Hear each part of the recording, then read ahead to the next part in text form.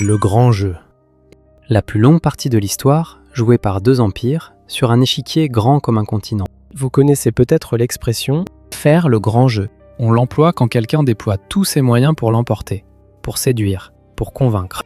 Mais il a existé un vrai grand jeu. Une partie immense, jouée pendant près d'un siècle, entre les deux plus grands empires du monde.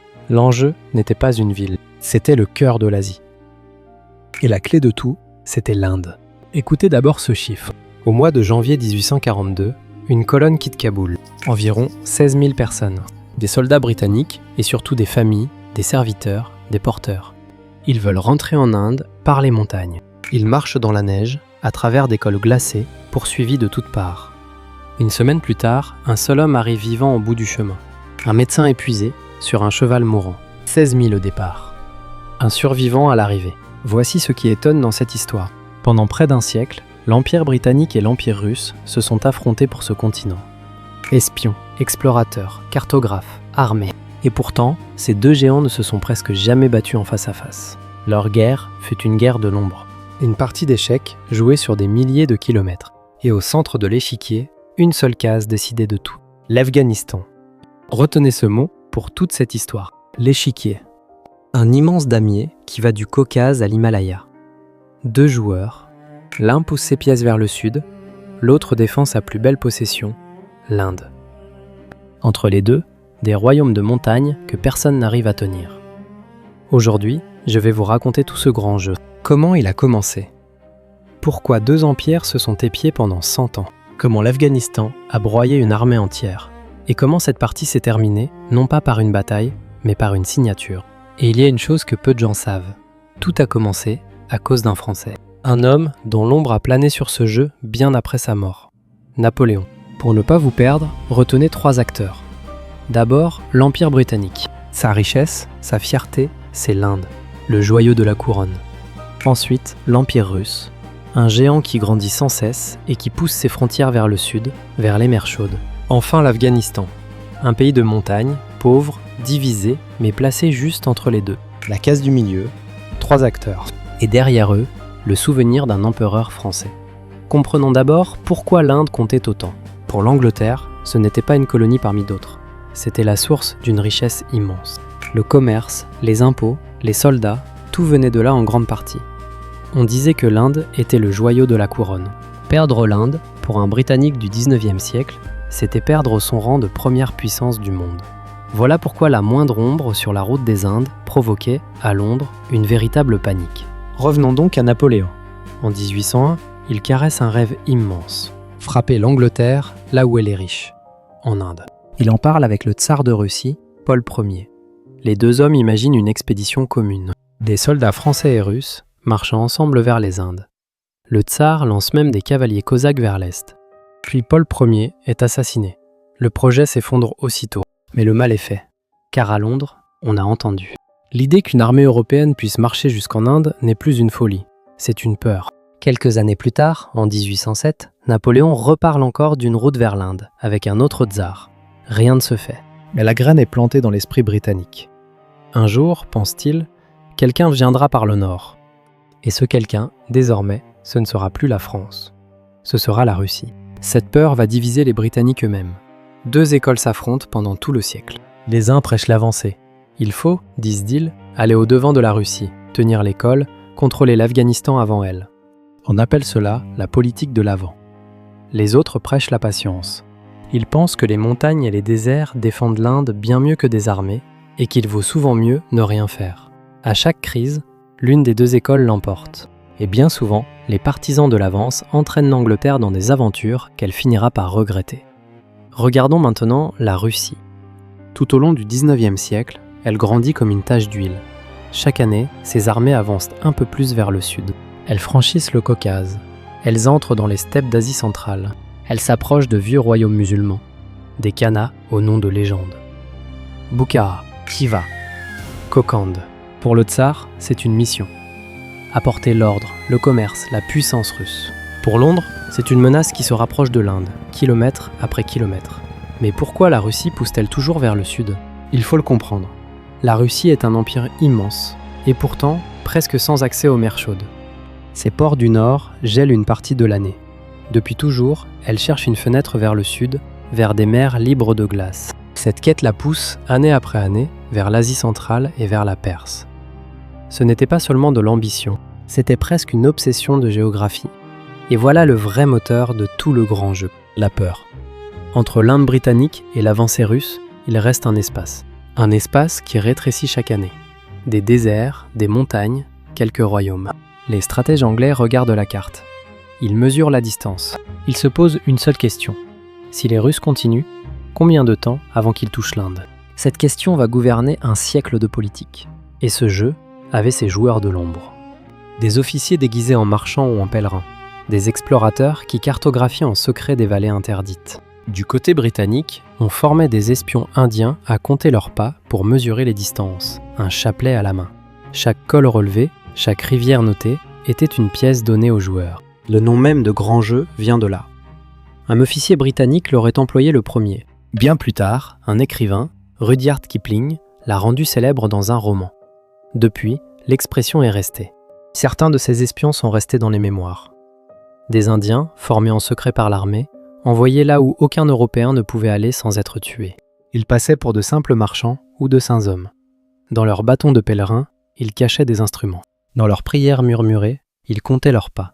Certains ont ainsi cartographié des régions entières du Tibet et de l'Asie centrale, au péril de leur vie. Le grand jeu ne se jouait pas seulement dans les palais. Il se jouait aussi sur les sentiers, entre des hommes seuls et sans armes. Et tous les regards se fixent sur un même pays. L'Afghanistan, c'est la porte de l'Inde.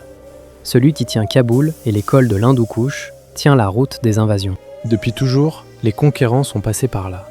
Alors les Britanniques se disent une chose simple. Il faut que l'Afghanistan soit de notre côté. Il ne faut jamais qu'il tombe dans la main russe. De cette obsession va naître la première grande catastrophe du jeu. Voilà donc le décor. 2 empires, une peur ancienne et un pays de montagne au milieu. Reste à savoir ce qui arrive quand on croit pouvoir tenir ce pays par la force. La réponse va s'écrire dans la neige. Nous sommes à la fin des années 1830. En Afghanistan règne un homme habile, Dost Mohammed. Les Britanniques le soupçonnent de flirter avec la Russie.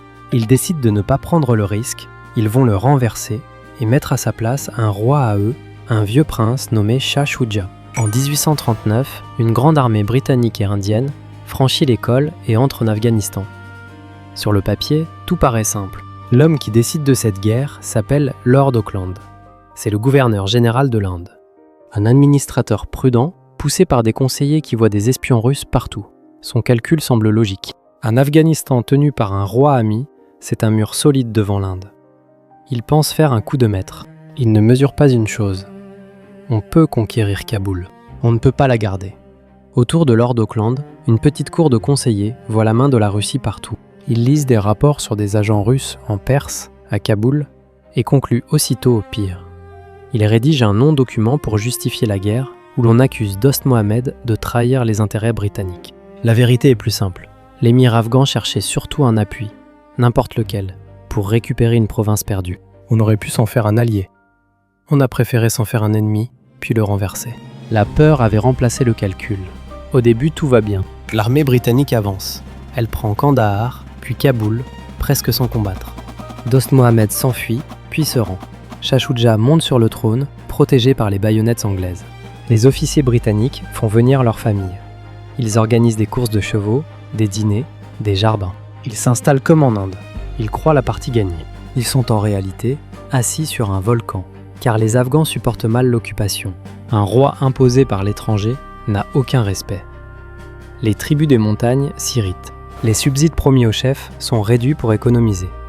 Et un jour de l'automne 1841, Kaboul se soulève. Un officier britannique très connu, Alexander Burnes, est tué dans sa maison par la foule. Puis c'est le tour du principal négociateur, Macnaghten, attiré dans un piège et massacré. En quelques semaines, la garnison passe de maître à otage. Le commandement britannique est faible, malade, indécis. Plutôt que de tenir, il négocie une retraite. On lui promet un passage sûr vers l'Inde. Au cœur de l'hiver, en janvier 1842, la colonne quitte Kaboul. 16 000 personnes environ, dont une majorité de civils. Dès les premiers cols, la promesse est trahie. Les combattants des tribus tirent des hauteurs. Le froid tue autant que les balles. Jour après jour, la colonne fond dans la neige. Imaginez cette marche. Des familles entières, mal vêtues, dans des cols à des milliers de mètres d'altitude, la neige jusqu'aux genoux. Chaque nuit, des centaines de personnes meurent de froid, couchées sur place. Chaque jour, les tireurs afghans fauchent la file du haut des rochers. Faisons le compte de cette semaine terrible. Sur les 16 000 du départ, quelques centaines seront faits prisonniers. Un seul Européen atteindra la ville de Jalalabad, seul, sur un cheval à l'agonie. L'image de cet unique survivant deviendra célèbre dans toute l'Angleterre. Une armée entière, effacée par un pays de montagne. Réfléchissons à cette catastrophe. Les Britanniques avaient la puissance de feu, l'argent, l'expérience, et ils ont tout perdu. Pourquoi ? Parce qu'ils avaient cru qu'occuper un pays suffisait à le contrôler. Ils avaient pris la capitale, pas le pays. L'Afghanistan venait de mériter un surnom terrible. Le tombeau des empires. Londres enverra bien une armée de représailles, brûler le grand bazar de Kaboul, puis repartira. Le résultat est amer. Après tant de morts, c'est Dost Mohammed, le roi qu'on avait chassé, qui remonte tranquillement sur le trône. Retenez la leçon. Elle va hanter tout le reste du jeu. En Angleterre, la nouvelle du désastre fait l'effet d'une bombe. On avait promis une simple promenade militaire. On récolte l'anéantissement d'une armée. Les journaux s'enflamment. Le gouvernement vacille. La politique de l'avance, un instant, est discréditée. Beaucoup jurent qu'on ne remettra plus jamais les pieds en Afghanistan. Cette promesse ne tiendra pas 40 ans. Car la peur, elle, ne disparaît jamais tout à fait. Elle attend seulement la prochaine alerte. Pendant que l'Angleterre pense ses plaies, l'autre joueur, lui, ne s'arrête pas. Au nord, la Russie avance toujours. Tournons-nous vers la Russie, dans les années 1860. Son avancée en Asie centrale s'accélère. Ses généraux prennent goût aux conquêtes faciles. L'un d'eux domine cette époque, le général Kaufmann, un soldat énergique nommé gouverneur du Turkestan. Il reçoit de Saint-Pétersbourg des ordres prudents, mais sur le terrain, il fait souvent ce qu'il veut. Chaque victoire est trop loin pour être contrôlée à temps. La distance ici joue pour les plus audacieux. Il faut comprendre ce mécanisme du côté russe. Saint-Pétersbourg jurait à Londres qu'elle n'avait aucune intention d'avancer. Et souvent, le tsar le pensait vraiment. Mais ses généraux, à des milliers de kilomètres, faisaient la guerre pour leur propre gloire. Le temps qu'un ordre de prudence arrive de la capitale, la ville visée était déjà prise. Chaque conquête était présentée à Londres comme un accident, un excès de zèle. Puis on gardait la ville. Ce double jeu, moitié voulu, moitié subi, poussait la frontière russe toujours plus au sud. Une à une, les grandes villes tombent. Tachkent est prise en 1865. Puis vient le tour de Samarcande, la cité mythique de la route de la soie, en 1868. Le Khanat de Khiva est écrasé en 1873. Kokand est annexé peu après. En quelques années, des royaumes vieux de plusieurs siècles disparaissent de la carte. La frontière russe bondit de plusieurs centaines de kilomètres vers le sud. Mesurons ce que cela veut dire à Londres. Au début du siècle, des milliers de kilomètres de désert séparaient les deux empires. Maintenant, cet espace se réduit à vue d'œil. Des officiers britanniques calculent. Bientôt, disent-ils, seule la largeur de l'Afghanistan séparera la Russie de l'Inde. L'espace vide qui rassurait Londres est en train de se fermer. La vieille peur du début du jeu devient une réalité sur la carte. Et pourtant, cette menace était-elle vraiment réelle ? Regardons la carte comme un logisticien. Pour atteindre l'Inde, une armée russe aurait dû traverser des déserts sans eau, puis les plus hautes montagnes du monde. Il aurait fallu nourrir des dizaines de milliers d'hommes et de bêtes sur des routes inexistantes, en territoire hostile. Les rares fois où des plans précis furent étudiés, les officiers russes eux-mêmes conclurent à la quasi-impossibilité. La grande invasion de l'Inde par le nord relevait plus du cauchemar britannique que du projet russe. Mais un cauchemar peut gouverner un empire aussi sûrement qu'une armée. L'échiquier se resserre. Les deux joueurs sont maintenant presque face à face. Il ne reste entre eux qu'une bande de montagnes. Et l'Angleterre va commettre, une deuxième fois, la même erreur. En 1878, l'histoire bégait. Les Britanniques apprennent que l'émir d'Afghanistan a reçu une mission russe à Kaboul. La vieille peur se réveille aussitôt. Ils exigent d'envoyer eux aussi leur propre mission. On la refuse à la frontière.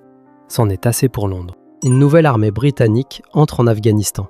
La deuxième guerre afghane commence, presque pour les mêmes raisons que la première. Cette fois, l'armée est mieux préparée. Elle impose un traité, signé à Gandamak. L'émir y accepte qu'un envoyé britannique s'installe à Kaboul et surveille sa politique étrangère. Cet homme s'appelle Cavagnari. Il entre dans la capitale avec une petite escorte, confiant.